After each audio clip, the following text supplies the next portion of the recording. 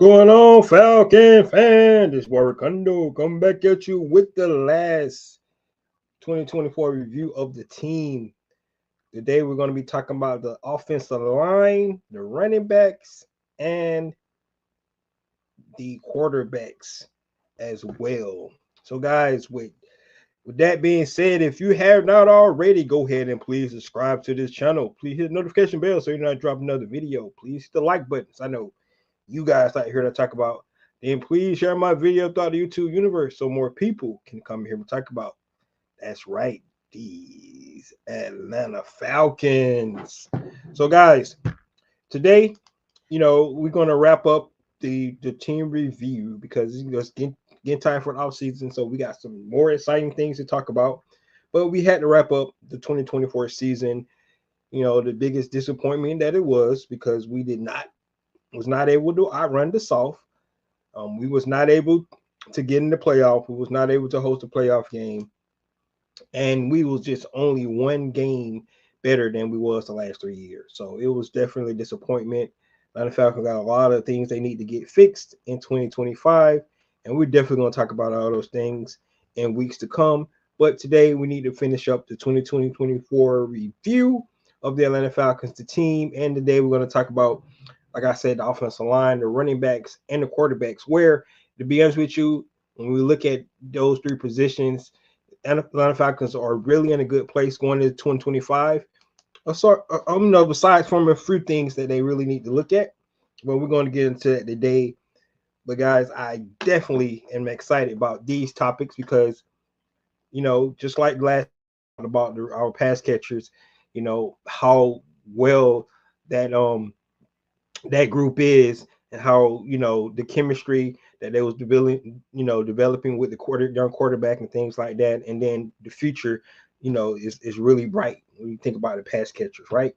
So we're going to get into what it is really, the engine that really makes this team run, and that is the offensive line, you know and of course the quarterback. You don't have a quarterback, you don't have anything. And then we got a generational player at the running back position and a bona fide another starter on the team as well.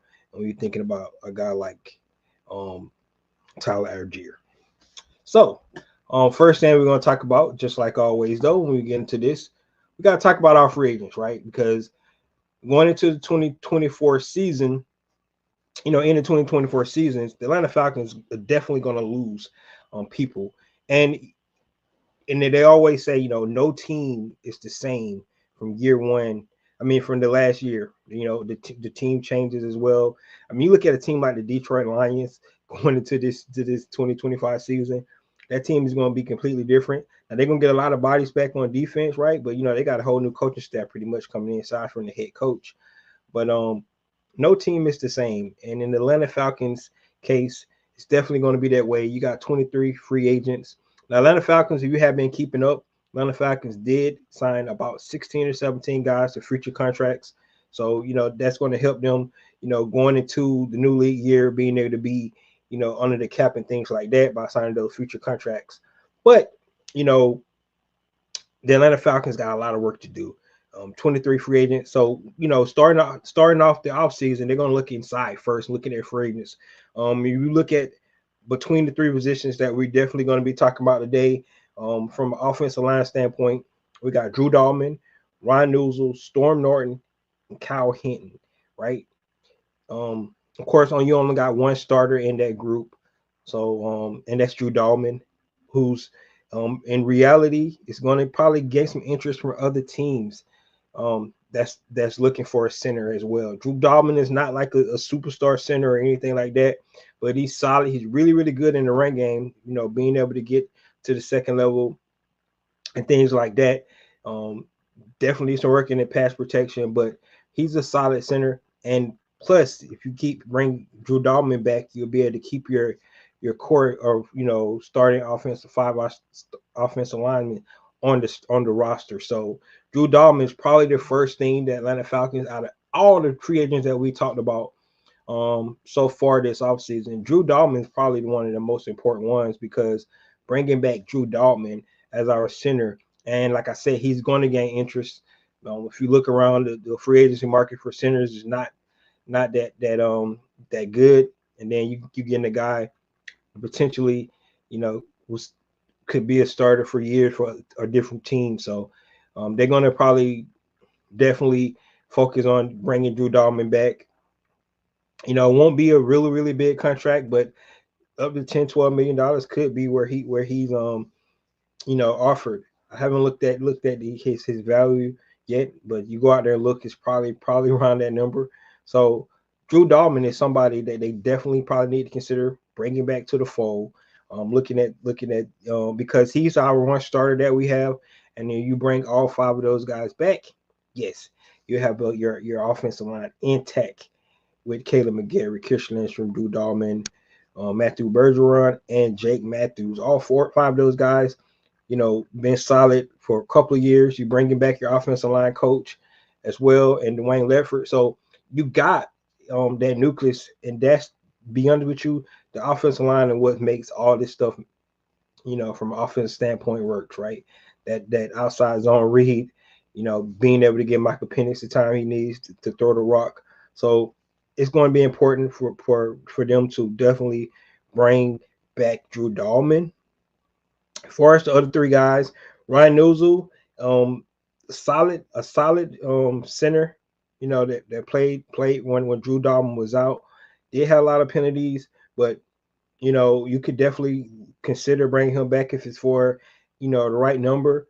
Storm Norton was our swing tackle, so definitely, if you can find an upgrade there, maybe in the draft, a younger guy, maybe you're going to consider that. And then Kyle Hinton was our swing guard. So all these guys that's on this list, they played a role, for the depth of our offensive line. So if you're just thinking about it from a depth standpoint, all these guys were solid. They play spot minutes here, especially a guy like Storm Norton. We can remember him from a couple of years ago. He played really good for us, at that swing tackle position.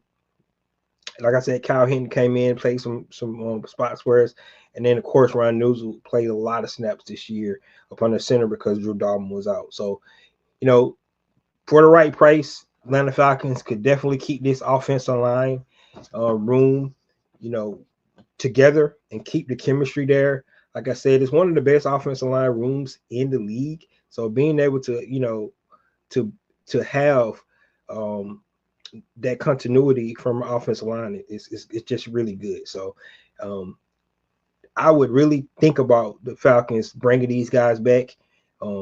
It's not, like I said, it's not a need. Well, we know what the Falcons really need to be focusing on, and that's the defensive side of the ball. But you have to keep your depth on the offensive line, keep the continuity there. And like I said, Drew Dalman, Ryan Nuzul, Storm Norton, Kyle Hinton, all four of those guys could be back.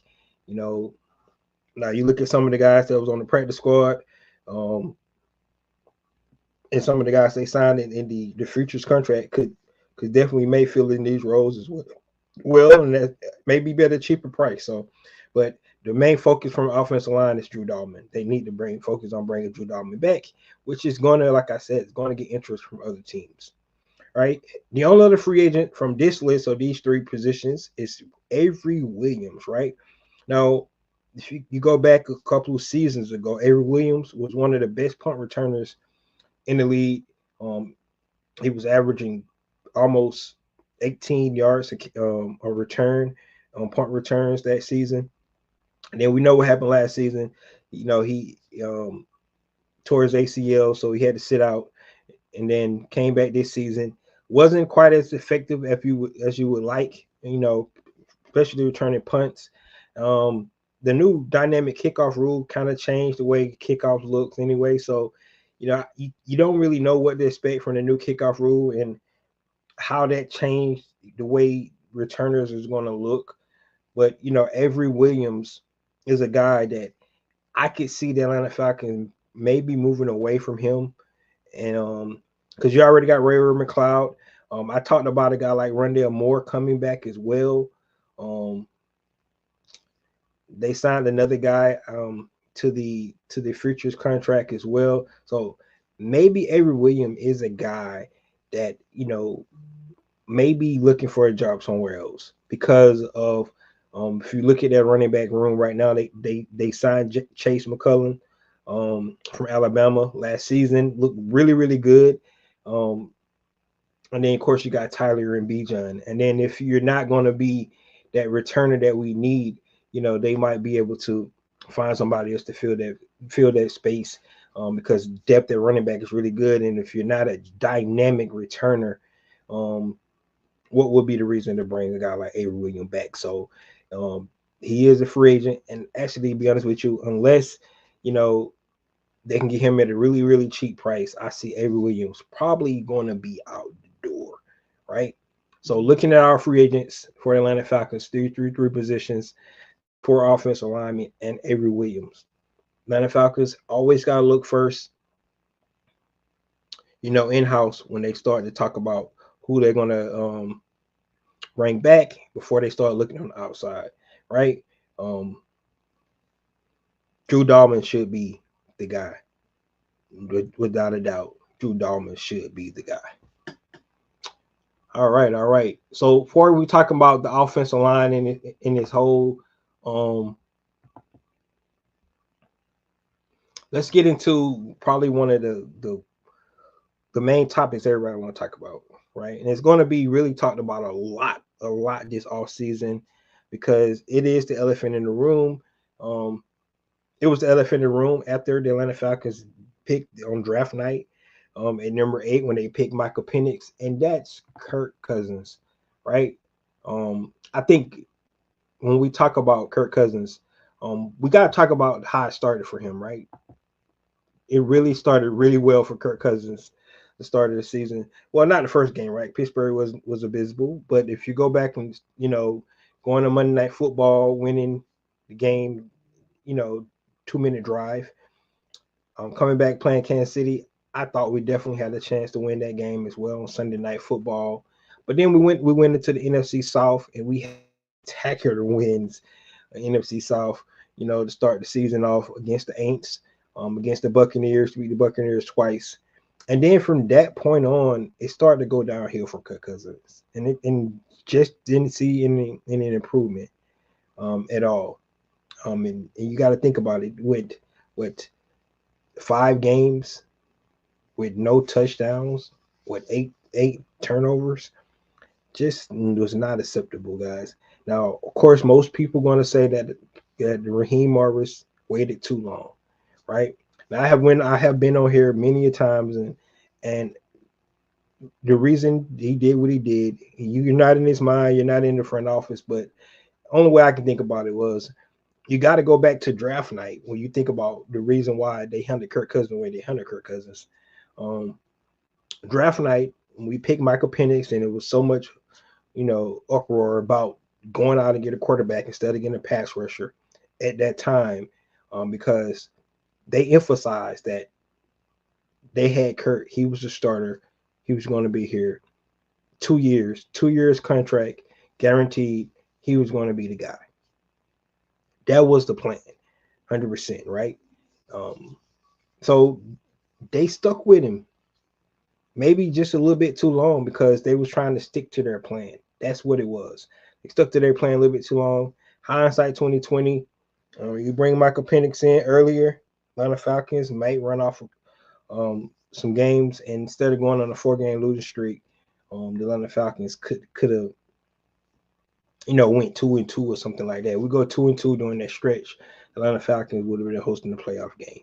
So just did not happen for us. Because Kirk Cousins just could not do some of the things that we saw him do the earlier part of the season, right? We saw flashes and glimmers, not him not being able to move out the pocket, hesitant, double hitching on his throws and things like that. We saw those kind of things, but it wasn't as bad as it was in that 5-game stretch, and that would really doom the Atlanta Falcons season. But Raheem Morris, I felt like, and the organization itself had to give him opportunity to try to work himself out of, whatever slump he was in because of, the commitment they had made with him before the draft. It's just that simple, right? I know the decision at the end was a football decision, but when you get somebody $180 million, $100 million guaranteed, right? You have to try to stick with him as long as you can to try to honor that commitment and see could the 13-year veteran turn it around. And unfortunately, he was not able. He was not able to turn it around. It's just where it failed for the Atlanta Falcons. And so the Kirk Cousins free agency will definitely go down. It's probably one of the worst. First of all, because it only lasts 11 games. Probably should have ended sooner than that. But and then on top of that, um, we lost a draft pick because of tampering, right? So now we losing draft capital. Um, we got this enormous, um, cap number on our roster. Well, and when we think about that, so let's go back to that cap number.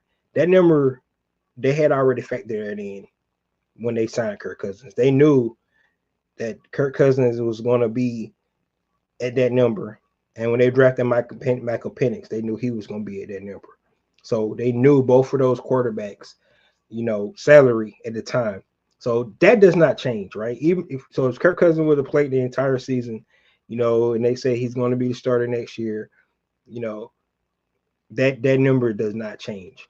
And I know everybody's looking at that and thinking, now we got this big, enormous cap hit on our roster, but that number was already factored in because that's the number that they knew they was going to have if Kirk Cousins was still the starter, and they knew Michael Penix was on their rookie contract, going to his second season. So that does not change. The fact that Michael Penix is the starter moving forward does not change the fact that Kirk Cousins' number was going to still be his number no matter what for next year. So that's one thing that we really got to look at and kind of factor in, when people thinking about the salary cap and how Kirk Cousins now have, hurt our cap, which he has now because he's no longer going to be the starter. So you're looking at it from that standpoint, but from the dollar value standpoint, he was already here. It's a sunk cost. They had already signed him, so there's really nothing you can do about it. 330 says, these new regime follower analytics. I bet analytics told them to switch, but the contract was the reason they didn't. 100%.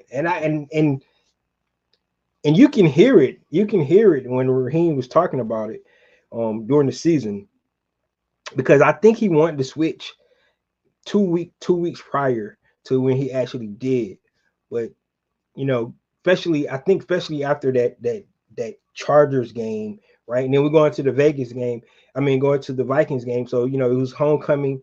You didn't really want to take him out against, he's going back to Minnesota, things like that. It would just been a lot of craziness around the franchise. And then a lot of people, even some of the media heads, was talking about why you taking out the veteran, putting the rookie in, things like that. So, but you're right. I think it really had a lot to do with how much money he was on, how much money he was making. And let's be honest, the Atlanta Falcons look like straight up idiots now. Signing Kirk Cousins, then drafting Michael Penix. However, I believe by signing Kirk Cousins, nobody saw Michael Penix pick, and that's why he was still on the board at number 8 when the Atlanta Falcons decided to pick. So we would never know because they already had a quarterback and then they picked another one. But I really believe that if the Atlanta Falcons did not sign Kirk Cousins, I don't think Michael Penix would have been on the board at number 8. And the Atlanta Falcons would have been down a quarterback.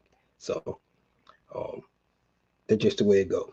So moving forward with Kirk Cousins, I'm just going to go ahead and say I do not believe that the Atlanta Falcons should cut Kirk Cousins outright. For the reason I mentioned earlier is that the money is there. You're not really gaining anything by cutting Kirk Cousins. You only owe him $10 more million guaranteed. Now, when new league year comes, that guaranteed money will go into 2026, so he will get that. So basically, by cutting Kirk Cousins, only saves you $10 million and that's for 2026. It's not even for this season. So I really believe that they should keep Kirk Cousins on the roster. That's just my opinion. Um, the way the dynamic was when he did sit down, he was a total pro. I know he if now if he decide that he wants to start somewhere, it's up to him because of his no trade clause. He would have to, go out and probably get permission from the Atlanta Falcons to talk to teams, to see if they're willing to come bring him in to be a starter, right? I look at teams like the Cleveland Brown, Deshaun Watson tore his Achilles for the second time, so he's probably out for the whole 2025 season. They need a quarterback. Now they do pick number 2, so they can actually go quarterback, you know, at that time as well. But at the same time, it is some teams that's going to need quarterback. So the fact that Kirk Cousins has no trade clause, the ball is really in his court, right? But from an Atlanta Falcons standpoint, since he's only going to gain $10 million for the next season, um, cutting him to me would just not be the right thing to do, especially if you cut him for nothing because you're paying his salary. He go to another team, and it's going to be the Russell Wilson deal where they actually pay um, him like league minimum, and the Atlanta Falcons foot the bill for the rest. So if he's a pro, he's professional, and he's willing to sit behind Michael Penix and let Michael Penix learn, cool, right?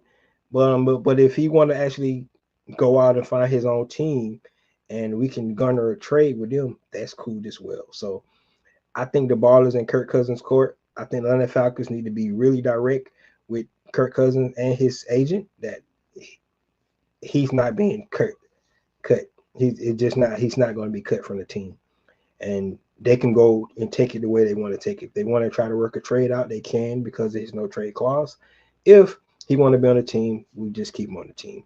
That's the way I look at it. Now, looking at one of the highest paid backup quarterbacks, maybe even in history, that's okay. Because guess what? It was already there. So the quarterback salaries does not change either way. Because Michael Penix is the starter, he's still getting paid rookie salary. And because Kirk Cousins got signed a free agent, he's still getting paid his money. So just the dynamics change of who's starting, who's not starting, but the money is all the same. So that's the way I think about Kirk Cousins. He is the elephant in the room, and the Atlanta Falcons definitely need to figure it out. I think Terry Fontenot already laid out the where he stand with it. Now, how true is that? A lot of people saying, yeah, sure, you're not going to keep a quarterback that you got that much cap room on the bench, and you play a rookie quarterback. Well, I think the Atlanta Falcons should call everybody bluff and let everybody know that that is the plan, unless Kirk Cousins gunner a trade. It's just that simple. And if he's able to do that, well then they'll trade him. But if not, welcome to Atlanta, Kirk, for a second year. And you cheer on the team, be the professional that you are, and and then maybe next season you go find somewhere. One thing about Kurt, he is getting older, so maybe if he sees you know his football mentality is slipping away, maybe he decide to go ahead and say he want to do a trade this year, and that would be the best case scenario for Atlanta Falcons if Kirk Cousins do want to still pursue his career, as a starter somewhere. And he probably is going to end up being a bridge quarterback wherever he goes anyway. I don't see a team giving Kirk Cousins another, long-term contract. So this is probably his last contract, the one he has right now with Atlanta Falcons. And he's probably going to be a bridge quarterback anywhere he goes. But, like I said, one good spot is Cleveland when you think about it because of this Deshaun Watson injury. The Raiders pick 7 is one of their quarterbacks they want still going to be on the board there. Maybe they go around getting a veteran quarterback. The New York Jets, more than likely, will not come back with Aaron Rodgers. And congratulations to Aaron Glenn on that hire. Definitely going to talk about the coaches carousel around NFL in the future video. But so it's quarterback needy teams in the NFL. So when you're looking at a guy like Kirk Cousins, who's now It's going to be 2 years removed from an Achilles injury. Maybe he can convince a team that he could be a bridge quarterback for them. And that would be the best case scenario for the Atlanta Falcons. And don't say it can be done, because Kirk Cousins is probably the second highest paid um, football player probably in NFL history. And he was a fourth overall pick. So him and his agent, man, they got some magic. So we'll see what happens with that. But that's wherever Kirk Cousins, Atlanta Falcons got him on the roster. And in my opinion, they should keep him on the roster unless Kirk want to put himself in a trade, because there's no trade clause. 330 says, if Kirk gets healthy, another team in a tough spot quarterback wise, Kirk can be valuable. Yes. Like I said, he could be a bridge. That's what he was for Atlanta. But, once they start Penix, that it's pretty much over from there. So there's no turning back. So he was going to be the bridge for Michael Penix. But that 5-year game stretch was just terrible. So it's over. It's just what it is. It's just over. And really much that's the way it is. So there is the Kirk Cousins saga. We talk about Kirk Cousins. All right, the last thing we're going to talk about when we talk about the team review, let's talk about all our returning players from these three positions. And it's really simple. It's really simple. Got 3 Dirty here says, how would Kirk trade benefit the Falcons? Kirk trade benefit the Falcons? Extra draft capital, man. And might not get high draft capital, but they need an infusion of talent. So in my opinion, just getting draft capital will help. And if you trade him, you get that number off your books, right? That 10 million for 2026 will come off your books as well. So that's how it benefits the Falcons. You won't have to give him that guaranteed 10 million that he's going to get in 2026, and you get that number off your book for this season. So that's how it values the Atlanta Falcons, and you get a draft capital. That's the way I look at it. Might not get more than a 6th-round pick for Kirk Cousins, but we need all the picks we can get, man. And maybe they can take, that 6th-round pick, pair with another pick, and try to move up in the draft or something like that. But that's how the benefit for Kirk, trading Kirk, will help the Atlanta Falcons, in my opinion. The Zone New York said Kirk might go to the Titans. Heard they are going to draft Travis. I heard that same thing today. They said they're not passing up on a generation talent, and you are 100% correct. Travis Hunter is a generation talent, but that means the Titans got to be, happy with what they've seen with Will Levis, right?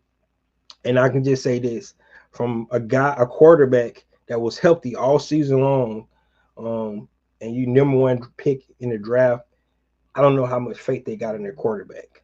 So passing up on and right now it looks like, it's only 2 quarterbacks that guys are really looking at that can potentially go in the top 10, and that's Cam Ward and Shadur Sanders. So now, the whole draft season haven't even started yet.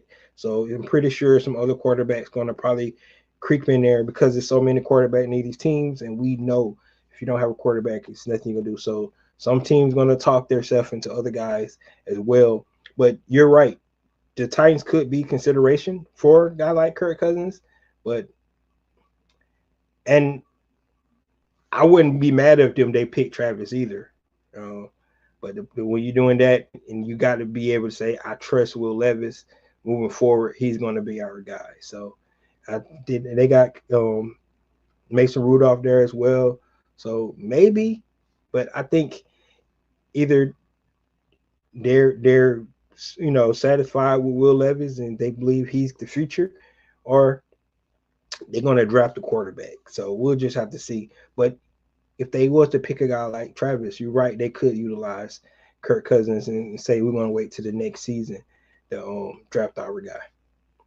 That could be the case. So you are right.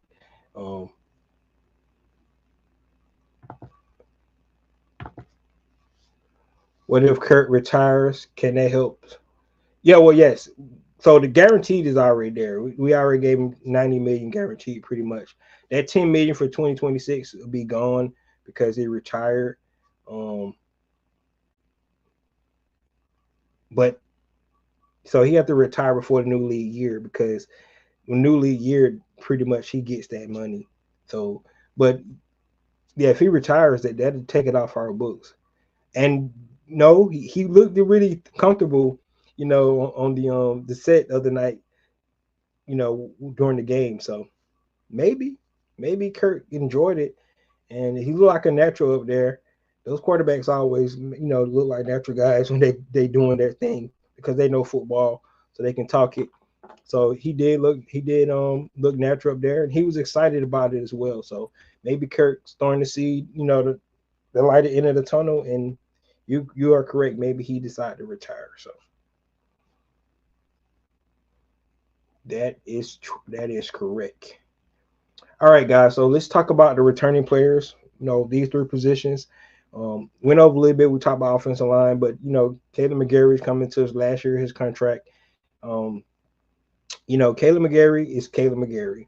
He's going to be hit and miss in games, right? He's going to get blown by and give up sacks. It wasn't as bad as it was in previous years. But one thing about Caleb McGarry, that right side of the offensive line, him and Christian Lindstrom, is a dynamic duo when they come to run blocking. Um, it's just really really good, and that's why Atlanta Falcons are top five offensive line in the league because of Caleb McGarry, and him partnered up with Christian Lindstrom. Christian Lindstrom is one of the best guards in the league, and continue to show that every year. Um, Once again, second team All Pro Bowler. So Chris Lindstrom is one of the best draft picks that was made, um, by the Terry Fontenot. You know, I mean not Terry Fontenot, Thomas Dimitrov, um, group. So Chris Lindstrom was a really really good pickup.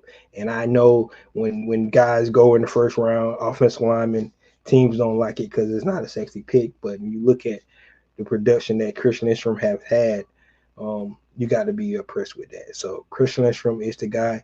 We talked about Drew Dalman. He is got to be the guy that's coming back. Now the Falcons don't bring Drew Dalman back. Now, our backup center is on the free agency market too, and Ryan Newsel. So we'll be having a new center there if they decide not to bring Drew Dalman back. So that's something to really think about. And thinking about, the center position, Matthew Bergeron, I think it was a good signing. Moving up in the second round to get him. Um, it's turned out to be really good for Atlanta Falcons. Partner him up with Jake Matthews on that left side. You know, learning the ropes. Matthew Bergeron was a left tackle, in college. He played a lot of snaps at left tackle at Syracuse. But to come in and learn that left guard position, and we didn't hear his name. One thing about offensive linemen, and this is how you got a good solid offensive lineman when you don't hear his name called as much. You know, for giving up sacks, holding, false starts, and things like that. When you see stuff like that, you have to like it, right? So, um, Matthew Bergeron, man, it's really really been good for Atlanta Falcons.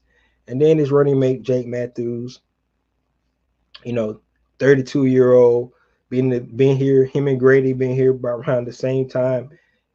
Just a constant left tackle. Not gonna blow your socks off with, all pros and Pro Bowls and things like that, but he's solid, right? And being able to be that left tackle for Atlanta Falcons for all these years give the Atlanta Falcons ability to not have to worry about the offensive line, right? Um, at least for another couple of years, in my opinion. They're able to keep the band together. They can stay pat. Like I said, they create their depth with their free agents that I talked about, Storm Norton, Kyle Hinton, and Ryan Newsel. Bring those guys back. Um, Keep that nucleus with the chemistry with Dwayne Bedford there on the offensive line. I think that the Atlanta Falcons kind of punt on the offensive line at least for another year, um, and focus on the defensive side of the ball. So that's one thing I like. You know, the one interesting caveat to this offensive line is now we got a left-handed quarterback. So the blind side now it's not Jake Matthews anymore. The blind side is actually going to be Caleb McGarry. So that's going to be really interesting, to consider moving forward when you're looking at the offensive line. Right, I talked about Caleb McGarry, hit and miss, really, really great run blocker. Um, when it comes to somebody on the speed on the outside, he always have trouble with that, and sometimes with power as well. So Caleb McGarry definitely is going to have his work cut out for him this year, probably more than other years you know because now he's the blind side of Michael Penix Jr., which is you want to be able to protect the blind side. So when you come to Atlanta Falcons, the left tackle always was considered the most important position on the offensive line. If Michael Penix is going to be your franchise quarterback moving forward, maybe it's not the right tackle. So the Atlanta Falcons maybe need to be looking at that, more than they probably did in past years, because the blind side now is on that side with Caleb McGarry. So that's something Atlanta Falcons need to consider, right? And that's our offensive line, guys. Although guys, they stay intact, stay healthy, the Atlanta Falcons will have another great running attack next year, and hopefully, they can stand up with the pass protections when we're thinking about, the mobility of a guy like Michael Penix Jr. All right, let's talk about the running backs when we talk about returning players. It's not a whole lot we have to say about, our first two guys, and that's Bijan Robinson and Tyler Algier. Bijan he's living up to that number 8 overall pick, and being a running back picked in the top 10, he's really is a generational player. And his trajectory right now is looking that way. The numbers prove that he just need to stay healthy, and sky's the limit for Bijan. So, he can do his things, be in the league 10 years, and then go into his acting career, what he want to pursue after football. So um, that's where we are with Bijan. It's not a whole lot to say. I think he's seen the field even better now than he's seen last year. He led the league with 90 missed tackles, 90 plus missed tackles, more than any other running back in the league. And we was, as a fan base, we was able to see most of it because we watched every game. So you gotta like what you seen out of Bijan, being able to catch the ball out of the backfield. I mean, at this point, between Bijan Robinson, Drake London, and Michael Penix Jr., the Atlanta Falcons could have their big three, right? And when you start talking about big threes, you have to go look at other teams. You look at Peyton Manning when he had Reggie Wayne, you know, and the running back, and then you look at the triplets in Dallas. I know some of you guys probably don't remember that if you're too young to remember the Dallas Cowboys, because yes, they was good once before, like 3 decades ago. So, but you look at the triplets with Emmitt Smith, Michael Irvin, and Troy Aikman. You know, we got it. We got it. Now, this jury's still out on our quarterback. He only played 3 games. So don't want to crown him yet, but trajectory is high, really, really high. The ceiling is there. You can see it. You can see it from what we've seen from Michael Penix these last 3 games. But Bijan is definitely a generation player. Bijan is what we want Kyle Pitts to do, being the number 4th overall pick as a tight end, being that generation player. Bijan is living up to that. So Tyler Algier is going to be missed. This is last season, probably 2025 with Atlanta Falcons, because he deserves to be a starter in this league. And Atlanta Falcons they won't be able to afford to pay him starters money. It's just not going to be feasible. But he is here with us for one more season, and you gotta like you gotta like that dynamic duo between those two guys. the way Tyler Algier is being able to run downhill, break tackles, and the change of pace between those two, how they feed off each other is so great. I just love it. You know, he had over 600, 700 yards this season. You know, 1,000 yard rusher in his own on his own right is Tyler Algier. So um, we need to cherish this last season with him, and because I don't think the NFL gonna be able to pay him the year after this. But having those both of those guys come back is really going to be great for us. Chase McCullough, the guy they got out of Alabama, sustained some injuries, but he was able to come back. He's going to be a real factor in the special teams next year, right? And he might actually get some burned with the running backs as well. But from a running back standpoint, I think the Falcons, 100% has right where they not right where they need. And if we look at offense, I talked about the pass catchers the other day, tight ends and receivers. Talked about the offensive line. You talk about running back position. The Atlanta Falcons, when it comes to offense, besides for getting Drew Dalman back getting Drew Dalman back, the Atlanta Falcons need to just turn the page on offense and go to the defense because of everything we just talked about when we talked about the offense. And then last but not least, let's talk about Michael Penix Jr., right? Um, Potentially the Atlanta Falcons' future franchise quarterback. Now we're going through the playoffs right now, and you see the quarterbacks in this league, and it's so exciting, right? Because this whole new generation of quarterbacks. A lot of people thought when we lost the Peyton Mannings, the Tom Brady's, the Drew Breeses, um, the quarterback class is going to drop off. And I can tell you, it's even better than it was before. If you go back to that draft with Joe Montana, Jim Kelly, Dan Marino, all those guys, right?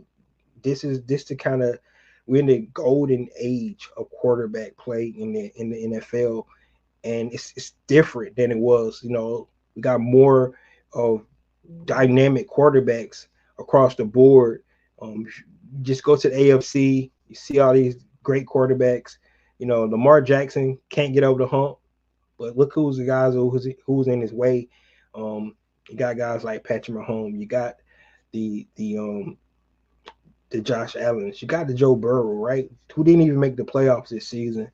Um, you like what we seen from Bo Nix this year. CJ Stroud is there. Justin Herbert, him and Trevor Lawrence, I don't know, but they might have the possibility, right? But you can see the quarterback class, and you come to the NFC, you see what Jaden Daniels is have just destroyed the league this year, right? Jalen Hurts is solid. He's not a world beater. He's solid. Dak is there. Um, Baker Mayfield has found his resurgence. You got Jordan Love in the Green Bay. You got Caleb Williams. Bryce Young, what he looked like the last couple of games himself. And then you got our quarterback in Michael Penix Jr., right? And we're hoping, we find our franchise quarterback. Hopefully we're not waiting. We didn't have to wait, but 3 years. We suffered through it for 3 years. With Michael Vick left, we waited 1 year, and then we got Matt Ryan 14 years later. We went to another 3-year hiatus, and now we got Michael Penix Jr. Let's hope, right?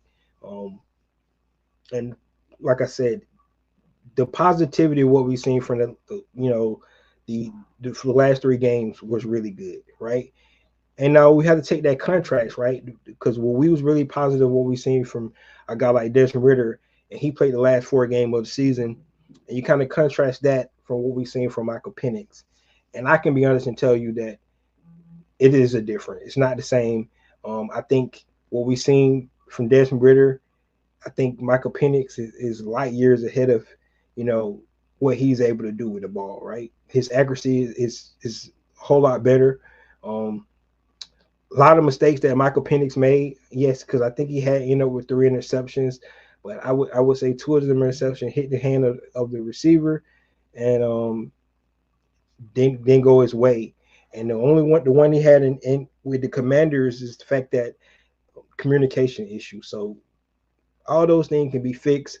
But the way what I look from Michael Penix, when I think about the ability to throw um, timing routes, right? A lot of passes Michael Penix throw, which you only see from a lot of veterans, is he was throwing guys open. Like he was releasing the ball before guys was coming out their breaks, right? I can tell you this right now.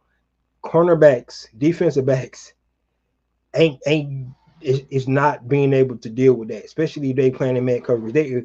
If Michael Penix letting balls go to spots because where he guy's supposed to be and things like that, that takes time. And being able to do that as a rookie, throwing timing patterns, you know, not waiting till a guy get open to throw the ball because that's how you turn the ball over because you're throwing it late. That's a lot of things. That's a lot of stuff Kirk Cousins was doing. Like he was unsure about where he wanted to go with the ball, so he was holding on, throwing pick sixes and things like that. But Michael Penix is already throwing timing routes, throwing about throwing passes to spots like the one he threw to Kyle Pitts. Kyle Pitts hadn't even came out his break yet, and he put it on the spot, right? He threw a similar pass to Drake London. Threw a lot of great outlet pass to out routes to Darnell Mooney, Drake London. That dime he threw to Cordell Hodge in the last game of the season. So you seeing those the precision plays that a young rookie already making, looking off the safety, coming back, to where he wanted to go with the ball. The deep ball already showed that a couple of times. The one to Ray McLeod, the one to Drake London. So the ceiling is there. You can see the upside to Michael Penix. Now he just need to put a whole season together, and see what it's going to be like. And then we can definitely say it then that he's the guy. It wouldn't be right to say after 3 games that he is, even though I feel that way. But we just need to see it, in its totality. So that's what I think about, Michael Penix Jr. Right now, Kirk Cousins is our backup. We had guys on the practice squad. If they do decide to trade Kirk Cousins, you definitely got to go out and get a backup to Michael Penix. Backup quarterback is important, so that's why I wouldn't be upset if Kirk Cousins, he can't find a trade for himself. And I keep saying he can't find a trade because he the one has no trade clause, so it had to be a team that he wants to go to. Let Kirk Cousins stay here and be the backup. The money's already gone, guys. So it's not like we're gonna be able to we save money if we cut him. Nope. You might as well just keep him on the roster. So that's where I'm at with it. So guys,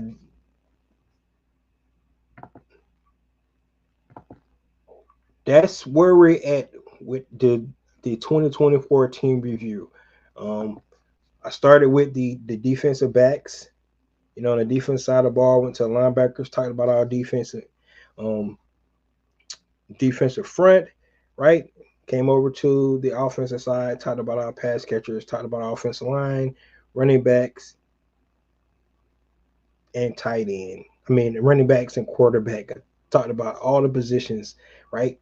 Now, we need to just sit back. We're going to have a lot of discussions, lots of discussions about what the Falcons need to do this offseason. From everything I heard from most fans across the fan base is that Atlanta Falcons need to focus on defense, right? And I could not agree more.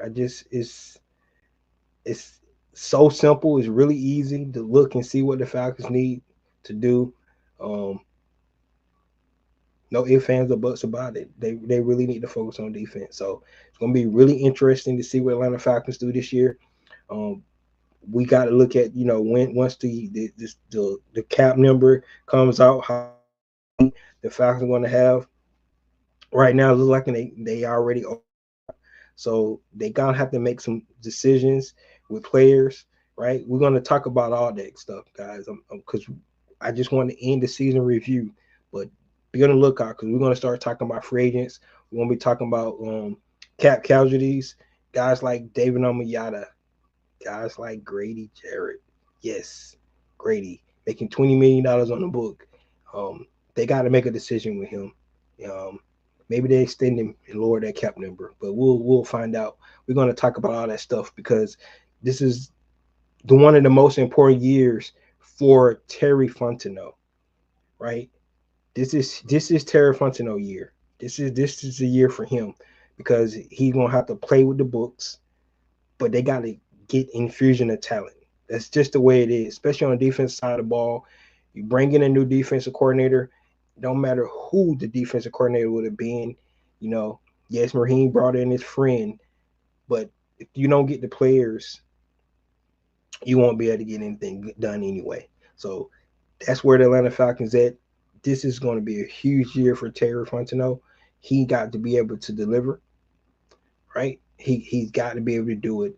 And we're gonna talk about all that.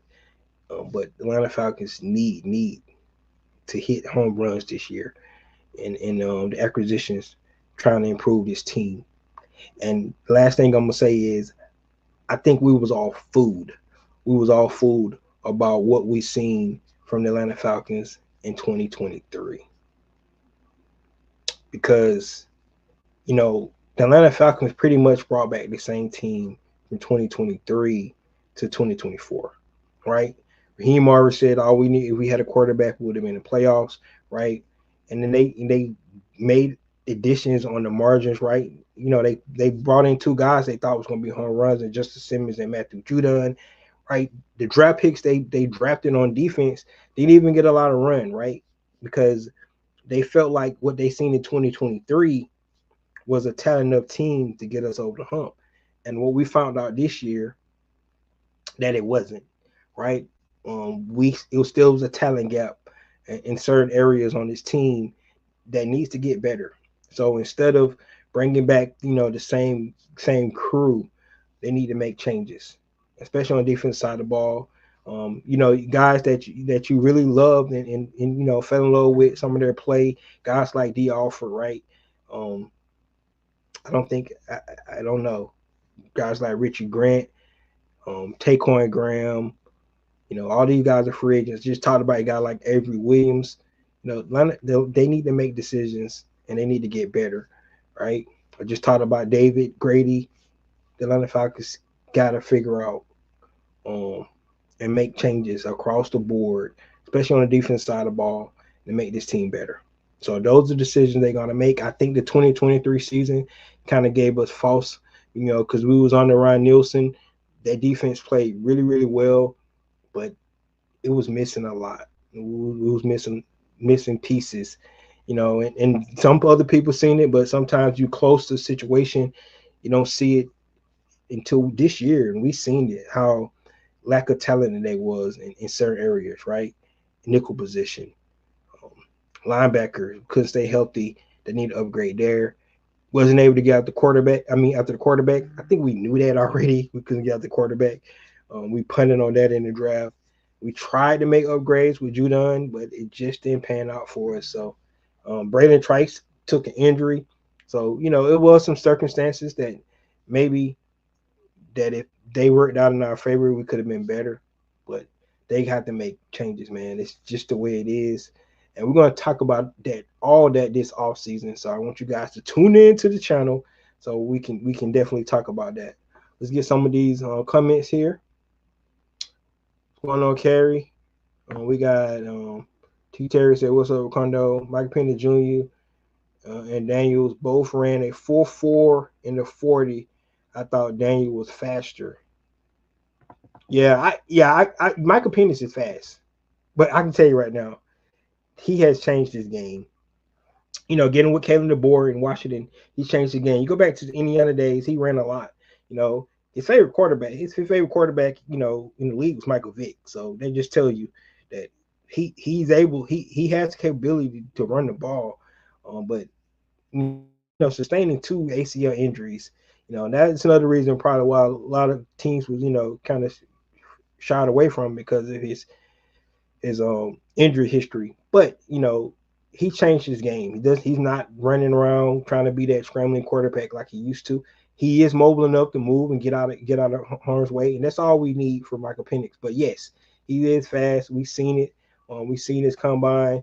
I mean, we seen his pro day, what he ran at his pro day. So, he is fast enough to be able to do some things, right, and be able to. But I think his superpower is the way he throw that ball, man. He's got a strong arm. He's accurate. That's his superpower, and that's what we need to take advantage of. Um, the things that Raheem Morris talked about when he first day on the job when he had his press conference, a guy that can process well, accurate, being able to run an offense. That's what we've seen in Michael Penix these 3 games, right? And the chemistry between him and his receiving core is definitely just going to increase. So that's where we're at, guys. I'm excited. I hope you guys are excited. But I'm not. I'm gonna temper my excitement this year until I see what Terry Fontenot is able to whip up. That's what we need to see, right? This is a big important year for him.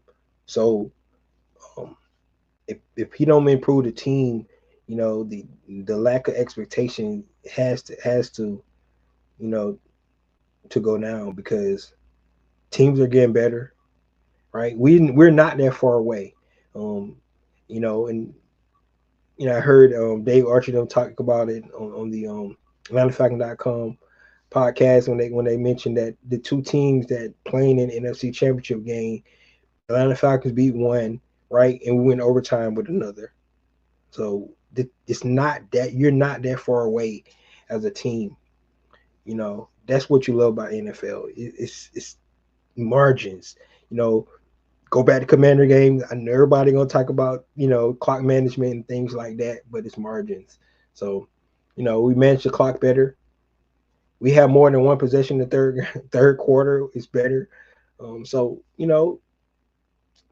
we're not that far off, guys, but they got to make improvements because you can't bring back the same team from last year because you stuff gonna change. So that's what I'm looking at.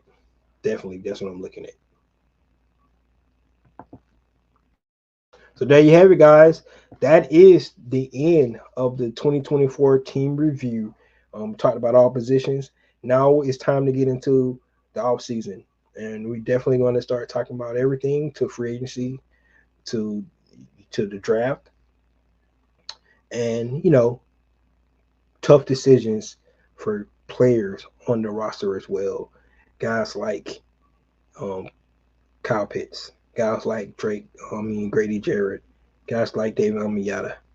Those are decisions that Atlanta Falcons definitely look at, and so we're going to talk about all those things. And when they happen, and when decisions are made, we'll come back on here and we'll talk about it together. So, guys, there you have it. Falcons 2024 team review. Let's get into the off season. This is your boy Ricondo coming back at you with another video. Peace.